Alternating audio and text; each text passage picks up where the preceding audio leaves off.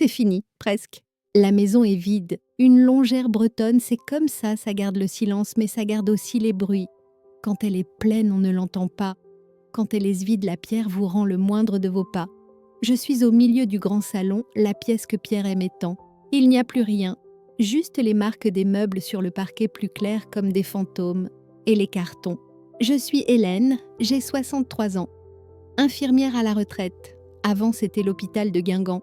35 ans à voir des gens entrer, sortir, guérir ou ne pas guérir. J'ai vu ce que le temps fait au corps. Maintenant, je vois ce qu'il fait aux maisons. Cette maison, je l'ai vendue, la semaine dernière. Signée chez Maître Lebris à Paimpol, un soulagement. Elle était trop grande, trop froide l'hiver, l'humidité qui remonte du port. Trop d'escaliers, mon dos me le rappelle tous les matins. Et puis trop de souvenirs. Pierre est mort il y a 8 ans. 8 ans de silence dans ces grands volumes. Je déménage en ville. Un petit appartement neuf au 2e étage avec ascenseur. Fonctionnel, c'est le mot que j'utilise.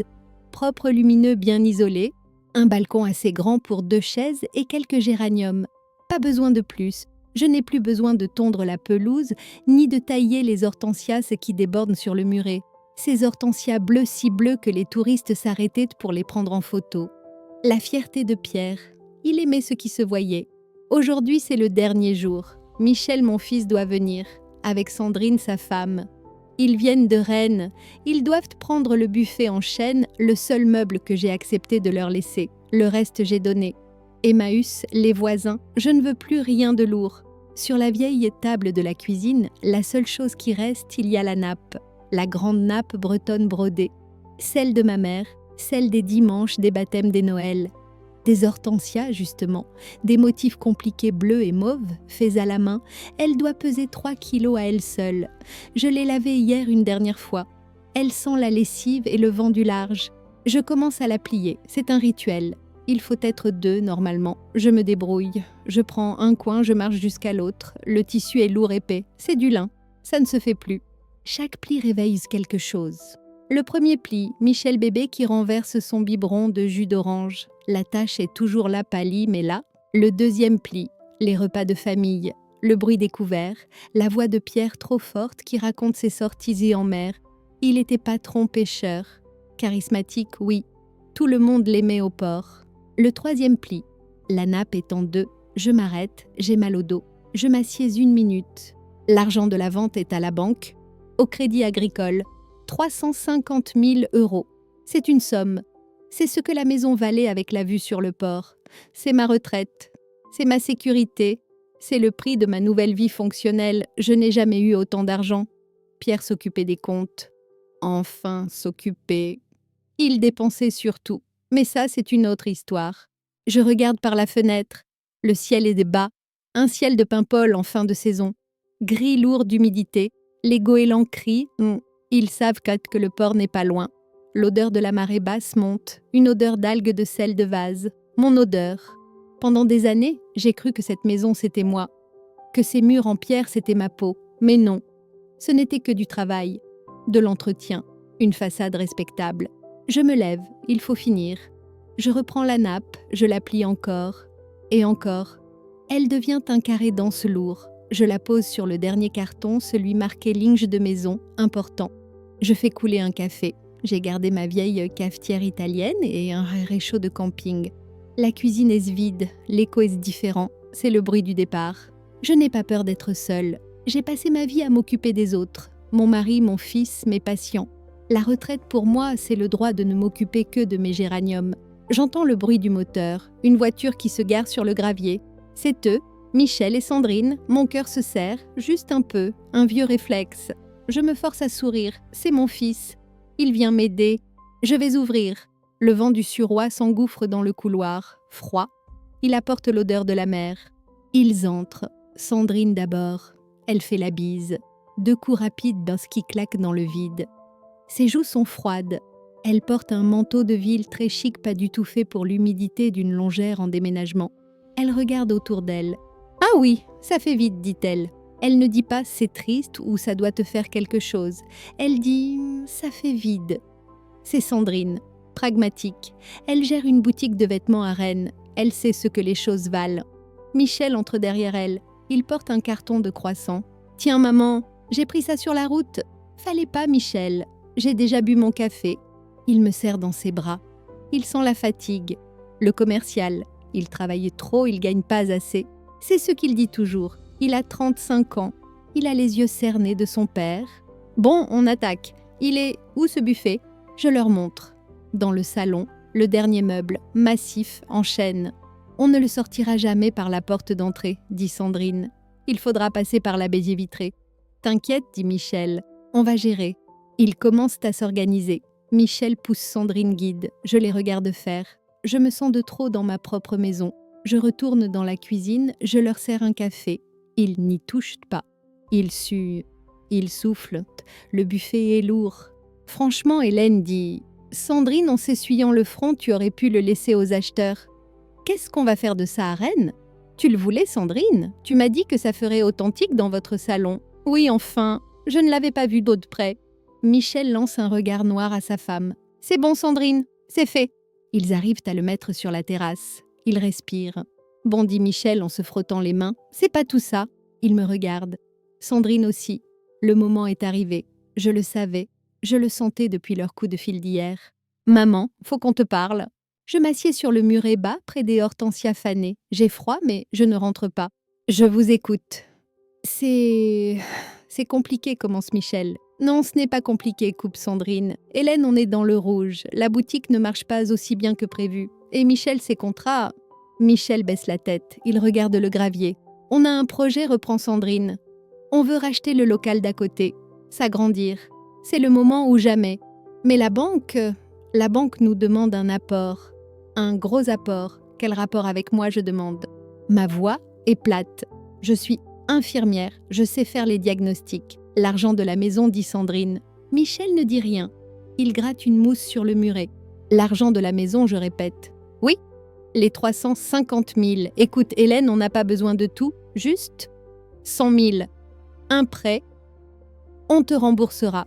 C'est un investissement. Ce n'est pas un investissement, Sandrine. C'est ma retraite. C'est l'argent pour payer l'EHPAD si un jour... Mais enfin, Hélène, s'énerve-t-elle. Arrête avec tes idées noires. Tu vas très bien. Tu viens d'acheter un appart neuf. De toute façon, à quoi ça va te servir tout cet argent? Tu ne vas pas te mettre à voyager maintenant si tu vas rester à Paimpol lire tes livres. Tu n'as pas besoin d'autant. Le silence. Le cri d'un goéland. Non, je dis doucement. Quoi non, non. Cet argent, je le garde. C'est à moi. J'ai travaillé toute ma vie pour ça. Mais on est ta famille, crie Sandrine, le visage dur. C'est ton fils. Tu ne vas pas le laisser couler. Michel lève enfin la tête. Son monte. Ça, ta belle tête. Ses yeux sont rouges. Maman, s'il te plaît. C'est important. Pour nous. Pour tes futurs petits-enfants. L'argument habituel. Celui qui est censé tout faire plier. Je ne peux pas, Michel. C'est non. Sandrine explose. C'est égoïste. C'est d'un égoïsme. Tu préfères faire garder ton tas d'or plutôt que d'aider ton propre fils. Tu seras bientôt morte de toute façon, et cet argent, il nous reviendra. Alors, autant qu'il serve maintenant. J'ai reçu des coups dans ma vie, des mots durs. Mais celui-là, il me coupe le souffle. Michel voit mon visage. Il est humilié, pas parce que sa femme a dit, humilié que je refuse. « Arrête, Sandrine, dit-il d'une voix sourde. « Non, je n'arrête pas. Elle doit comprendre. » Je me lève, je tremble. La discussion est terminée. Vous avez le buffet. Maintenant, partez. Je rentre dans le salon vide. Je vais vers la cuisine. Je veux juste qu'il parte, tonte. Je ramasse mon sac à main. Michel me suit. Maman attend. Il m'attrape par le bras. Sa poigne est forte. Donne-le. Donne cet argent. Tu nous le dois? Papa aurait voulu. Lâche-moi, Michel. Tu me fais mal. Papa aurait dit oui. Il me secoue. Je suis sonnée. Je vois son visage déformé par la colère. Ce n'est plus Michel. C'est quelqu'un d'autre. Non, je crie. Je me débat. Il me secoue plus fort. Donne-le. Il me bouscule, violemment. Je ne m'y attends pas. Je perds l'équilibre. Il y a un carton derrière moi. Le carton marqué linge de maison. Important. Je trébuche dessus. En tombant, mon bras cherche à se rattraper. À n'importe quoi. Il n'y a rien, sauf le carton. Et sur le carton, la nappe. La grande nappe aux hortensias pliée en un carré lourd. Je m'accroche à la nappe. Mais le carton est trop léger. Et sur le coin du buffet, celui qu'ils viennent de déplacer, j'avais posé le dernier vase. Un vase avec les derniers hortensias bleus du jardin coupés ce matin. La nappe en glissant du carton entraîne le vase. Je tombe en arrière, lourdement. Le temps ralentit. Je vois le vase basculer, l'eau qui s'échappe en arc de cercle, les fleurs bleues qui volent. Ma tête heurte quelque chose, un angle, dur. Le coin du buffet enchaîne, un bruit sourd. Pas un craquement, un bruit mat, puis le silence. Je suis au sol sur le carrelage froid, j'ai la nappe dans ma main, elle est mouillée. Je sens quelque chose de chaud qui coule sur mon visage, sur ma joue, dans mon cou. Ça coule vite. Je regarde Michel, il est figé, les yeux grands ouverts. Sandrine est dans l'encadrement de la porte, sa main devant sa bouche. Oh merde, elle souffle. Michel, qu'est-ce que t'as fait? C'est pas ma faute, bégaye-t-il. Elle a glissé, elle est tombée toute seule. Je ne dis rien, j'essaie de respirer. La douleur arrive, une vague brûlante qui part de mon nez et envahit tout mon crâne. Je regarde la nappe que je tiens toujours, l'eau du vase l'a tachée, et maintenant mon sang s'ajoute, une nouvelle couleur, un rouge vif qui s'étale sur les hortensias bleu brodés. Le silence dans la pièce est total, on n'entend que ma respiration, rauque, et le goutte à goutte de l'eau du vase qui tombe du buffet. Michel ne bouge pas, il est blanc, plus blanc que les murs de la cuisine. C'est Sandrine qui réagit. Il faut appeler les pompiers. Elle saigne. Elle sort son téléphone. Non, je dis. Ma voix est pâteuse. J'ai du mal à articuler. Le sang commence à remplir ma bouche. Non, pas les pompiers. Je suis infirmière. Je sais ce que c'est. C'est le nez. Cassé sûrement. C'est spectaculaire, mais ce n'est pas la mort. Michel, aide-moi à me lever. Il sursauta comme s'il sortait d'un rêve. Maman, Aide-moi. Il s'approche les mains tremblantes. Il n'ose pas me toucher. Prend un torchon, dans l'évier. Il obéit. Il m'éponge le visage. Le torchon devient rouge instantanément. On va aux urgences, je dis. À Paimpol. C'est toi qui conduis. Sandrine range son téléphone. Je vais nettoyer ça, dit-elle en regardant le sol. Le vase le sent. Non. Laisse. Je le ferai. Je ne veux pas qu'elle touche à la nappe. Je me lève. La tête me tourne. La douleur est immense comme un clou planté entre mes yeux. Je m'appuie sur l'épaule de Michel. Il tremble. Le trajet jusqu'à l'hôpital. 20 minutes de silence. Michel conduit les mains crispées sur le volant. Sandrine est à l'arrière, elle renifle. Je ne sais pas si elle pleure ou si elle est juste énervée. Moi, je tiens le torchon sur mon visage. Je me concentre pour ne pas m'évanouir. Je pense. Mon cerveau d'infirmière a pris le dessus. Il analyse. Michel m'a poussée. Je suis tombée. Mon nez est cassé. Ils veulent que mon argent. Sandrine a dit « Tu seras bientôt morte de toute façon ». La violence du geste de Michel, ce n'était pas un accident. C'était de la colère, la même colère que « Non, je ne veux pas y penser, pas maintenant ». Arrivé aux urgences de Paimpol, c'est petit. Je connais tout le monde. L'infirmière d'accueil, c'est Nolwenn, une ancienne collègue. « Hélène, mais qu'est-ce qui t'est… » Elle voit mon visage, ou ce qu'il en reste, le sang, le torchon. « Maman a fait une mauvaise chute, dit Michel très vite, dans les escaliers, en portant un carton. Je le regarde. Il soutient mon regard, il ment. Je confirme. Oui, une bêtise, j'ai glissé. Nolwenn me fait asseoir. Le médecin arrive, le docteur Le Gall, un jeune. Voyons voir ça, Hélène. Il enlève le torchon, il siffle entre ses dents. Ah oui, ça n'a pas raté. Vous ne faites pas les choses à moitié. Il m'examine. La lumière me fait mal aux yeux. Bon, fracture des os propres du nez, un bel hématome en formation. On va vous faire une radio pour vérifier qu'il n'y a rien d'autre. Mais à mon avis, vous êtes bonne pour un cocard mémorable. Pendant qu'on m'emmène à la radio, je vois Michel et Sandrine qui attendent dans le couloir. Ils parlent vite à voix basse. Sandrine a l'air furieuse. Michel est comme un enfant pris en faute. Quand je reviens, le docteur Le Gall confirme. Juste le nez. On va nettoyer ça. Pas besoin de réduire la fracture. Ce soir, c'est trop gonflé. On va mettre des mèches. Ça ne va pas être agréable. Ça ne l'est pas. Pendant qu'il s'occupe de moi, il me demande l'air de rien. Vraiment dans les escaliers… Oui, les cartons. On fait des bêtises à mon âge. Il me regarde. Il sait que je mens. Je le vois dans ses yeux. Il a vu assez de femmes arriver aux urgences avec des chutes dans l'escalier. Mais il ne dit rien. Il fait son travail. C'est la règle. Quand je sors, j'ai le visage comme une baudruche. Mon nez est bouché par les pansements. Je respire par la bouche. J'ai l'air d'une boxeuse qui a perdu son match. Michel me ramène à la longère. Le silence encore. Quand on arrive, Sandrine dit « Bon, on va te laisser te reposer, Hélène. On a la route. On ne te laisse pas seule comme ça, dit Michel. Si Michel, partez. Je veux être seule. » Sandrine est déjà dans la voiture. Michel hésite. Maman, pour tout à l'heure, je suis par Michel. Il baisse la tête. Il rejoint sa femme. J'entends le bruit du moteur qui s'éloigne. Je suis seule. Dans la maison vide, le sang a séché sur le carrelage. Les fleurs d'hortensia sont écrasées. Et la nappe, elle est là, une masse de lin sale. Je la prends. Je vais à l'évier. Je la passe sous l'eau froide. L'eau devient rose puis rouge. J'essaie de frotter la tache de sang. Elle s'estompe, mais elle ne part pas. Elle reste là, une ombre marron sur le bleu brodé. Je la tords. L'eau rouge coule entre mes doigts. Je ne pleure pas. La colère est passée, le choc aussi. Reste le froid, un froid immense.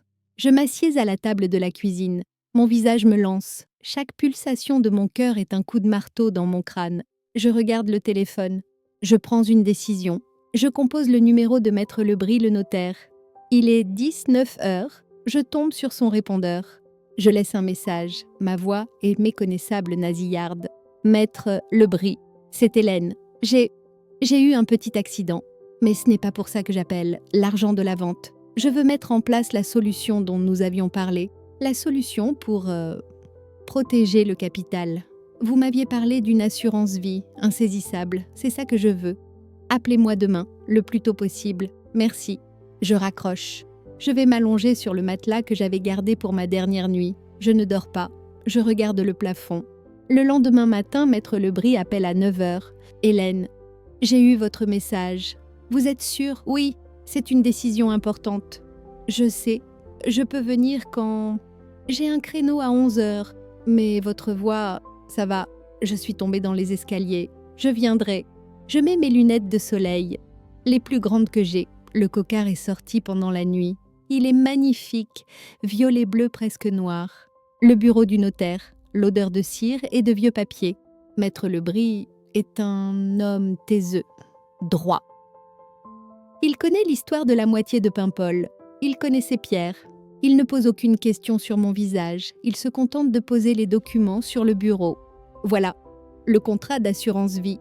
Vous êtes la souscriptrice et l'assurée. L'argent est placé. Il génère des intérêts dont vous disposez. Mais le capital de 350 000 euros, est bloqué. Il est insaisissable, ni par des créanciers, ni par personne. Il me regarde par-dessus ses lunettes. C'est bien cela que vous voulez. C'est exactement cela. Je prends le stylo, ma main ne tremble pas. Je signe. En sortant de l'étude, je me sens plus légère. Mon visage me fait un mal de chien, mais mon estomac est détendu. L'argent est en sécurité. Loin de Sandrine, loin de Michel. Je finis mon déménagement. Les voisins m'aident. Oh, ma pauvre Hélène, l'escalier, c'est traître, ces vieilles maisons. Je hoche la tête. Oui, c'est traître. Pendant 3 jours, je n'ai aucune nouvelle de Michel. Pas un appel, pas un message pour savoir si j'étais vivante. Il attend, il a peur. Il ne sait pas encore qu'il est trop tard. Je suis installée dans le nouvel appartement depuis 1 semaine. Tout est rangé, les cartons sont vides, c'est propre, c'est lumineux. L'ascenseur est une bénédiction. De mon balcon, je vois un bout du port entre 2 immeubles. Ça me suffit. Mon visage commence à dégonfler. Le bleu vire au jaune au vert. C'est presque artistique. J'ai enlevé les mèches. Je respire mieux. Le téléphone sonne. C'est lui, Michel. Je laisse sonner 3 fois, puis je décroche. Allô ? Maman, c'est moi. Je sais. Je voulais savoir comment tu allais. Pour ton nez. Ça va, ça se répare. Écoute, maman, Sa voix se brise. Je suis tellement désolée. Je ne sais pas ce qui m'a pris. J'étais hors de moi. C'est Sandrine, elle me met une pression. Maman, tu m'entends ? Je t'entends, Michel. Je peux passer, s'il te plaît. Juste 5 minutes. Je suis à Paimpol. Je veux te voir. Je regarde mon salon impeccable. Je n'ai plus de café, Michel. C'est pas grave, j'apporte ce qu'il faut. S'il te plaît. Il est seul. Je le sens dans sa voix. Sans Sandrine, c'est sa stratégie. L'attaque frontale n'a pas marché. Maintenant, c'est la pitié. D'accord, mais pas longtemps. J'ai rendez-vous. Ce n'est pas vrai. Je n'ai rendez-vous nulle part. 1 demi-heure plus tard, il sonne.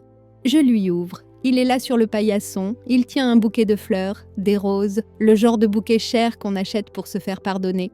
Il n'a pas apporté de café. Il me regarde. Il voit mon visage. Il blêmit. « Oh maman !» Il essaie de me prendre dans ses bras. Je recule d'un pas. « Entre, ne reste pas sur le palier. » Il entre. Il regarde autour de lui. « C'est petit, dit-il. C'est fonctionnel, je réponds. Assieds-toi. » Il s'assied sur le canapé neuf. Il pose les fleurs sur la table basse. Elles ont l'air déplacées ici. Trop de couleurs. « Je suis impardonnable, commence-t-il. C'est le stress, la boutique. Tu ne peux pas savoir. Sandrine, elle est au bord de la crise de nerfs. Elle dit que je suis un raté, que je suis comme... Il s'arrête. Elle dit que je suis un incapable. Il se met à pleurer. Pas des larmes de crocodile, de vraies larmes, des larmes d'enfants fatigués, d'hommes faibles. Je le regarde. Je suis son infirmière, je suis sa mère, mais je ne ressens rien, juste une grande fatigue. Michel, dit-il en reniflant. On va tout perdre, vraiment. Le pré-relais, la banque nous lâche. Si on n'a pas l'apport avant la fin du mois, c'est fini. La boutique, la maison, tout. Il lève les yeux vers moi, les yeux de son père quand il avait besoin de quelque chose. Maman, je t'en supplie, juste le pré-relais. 50 000 ?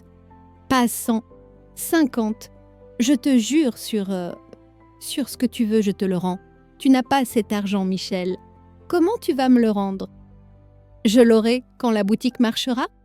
La boutique ne marchera pas. Sandrine ne sait pas gérer. Et toi non plus. La vérité sort, platée, froide. Il me regarde choqué. Je n'ai jamais été dure avec lui. Comment tu peux dire ça parce que c'est la vérité ? Il se lève. Il fait les 100 pas dans le petit salon.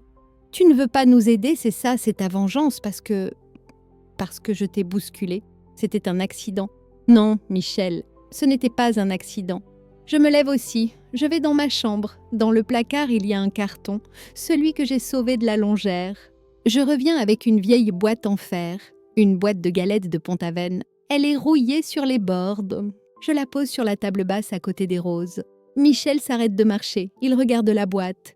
Il pense que c'est de l'argent liquide que je cachais. C'est quoi ? Je m'assieds. J'ouvre le couvercle. Il grince. À l'intérieur, il n'y a pas de billets. Il y a des papiers. Je sors d'abord les carnets. Des petits carnets rouges. Tu reconnais ?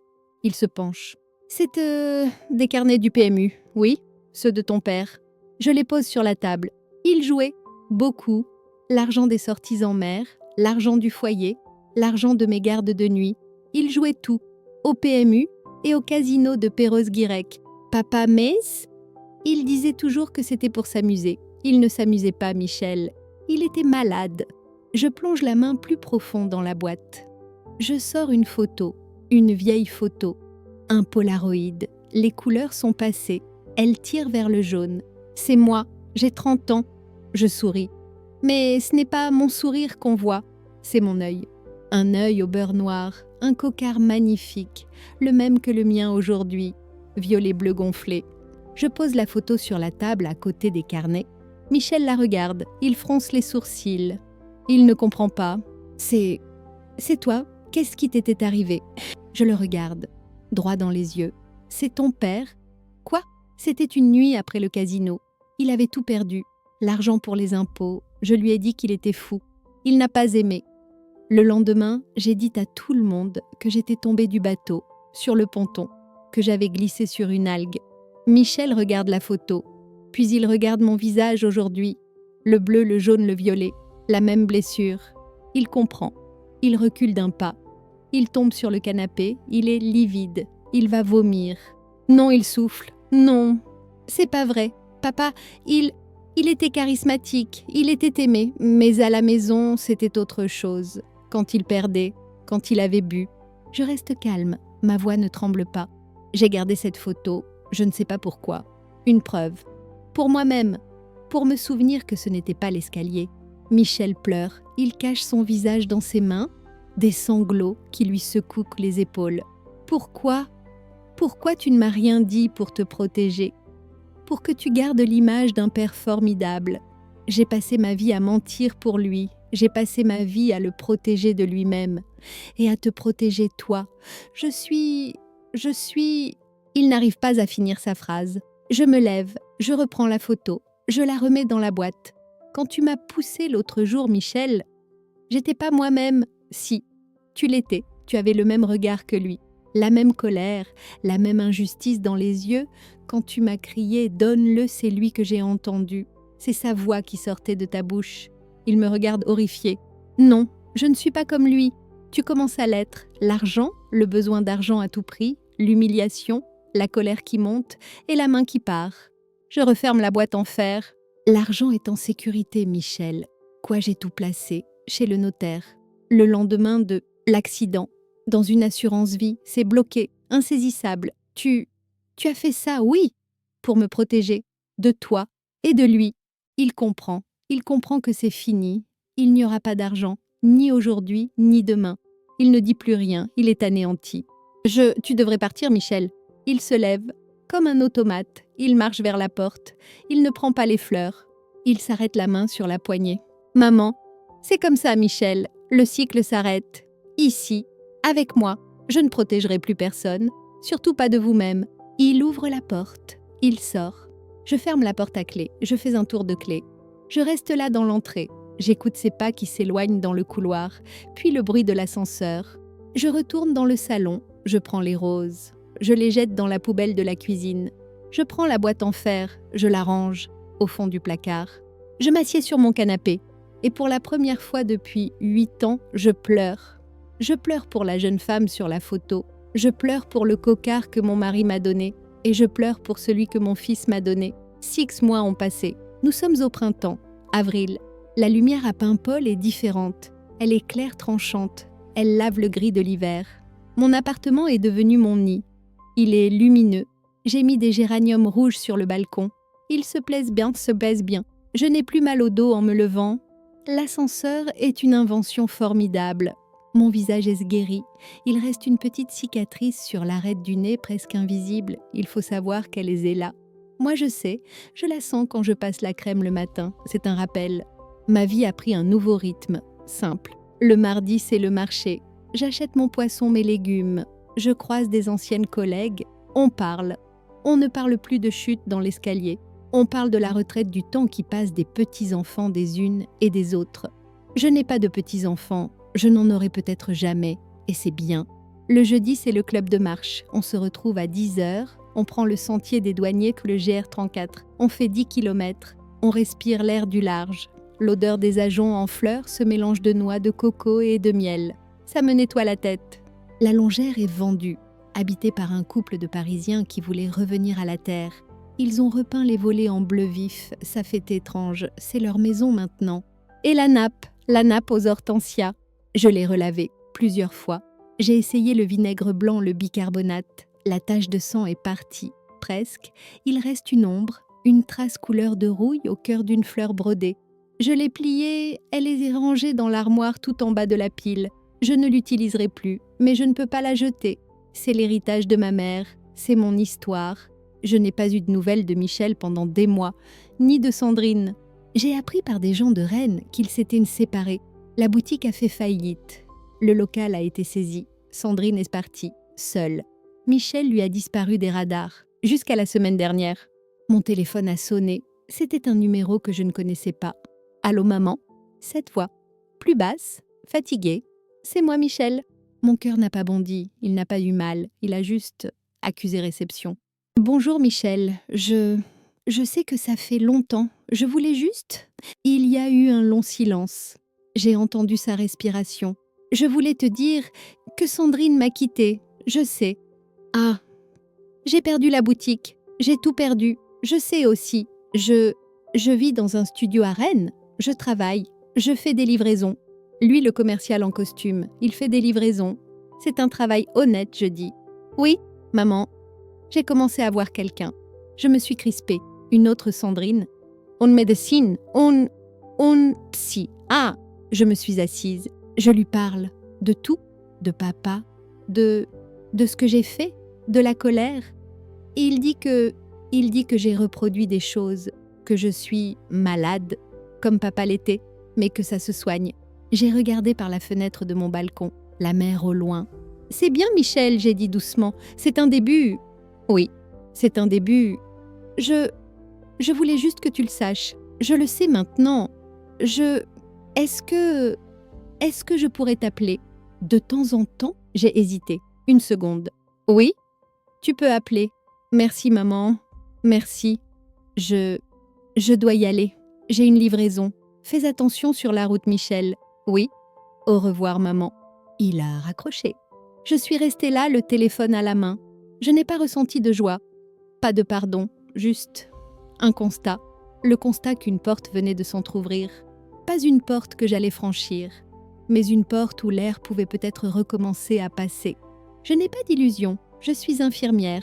Je sais que les guérisons sont longues, surtout celle-là. Aujourd'hui, c'est jeudi. C'est le jour du club de marche. Je prépare mon petit sac à dos, une bouteille d'eau, une pomme, mes clés. Je ferme mon appartement, 2 tours de clés. Je descends, l'air est vif, je rejoins les autres sur le port. On rit, on parle du temps. On commence à marcher, on quitte Paimpol, on monte sur la falaise, le sentier des douaniers. La mer est d'un bleu profond. Le vent me fouette le visage. Un vent propre, un vent qui sent le large. Je respire, l'air entre dans mes poumons. Il n'y a pas de colère, il n'y a pas de peur. J'ai 63 ans, je suis seule et je suis libre. Et vous, combien de secrets faut-il garder pour protéger une famille et combien faut-il en révéler pour se protéger soi-même?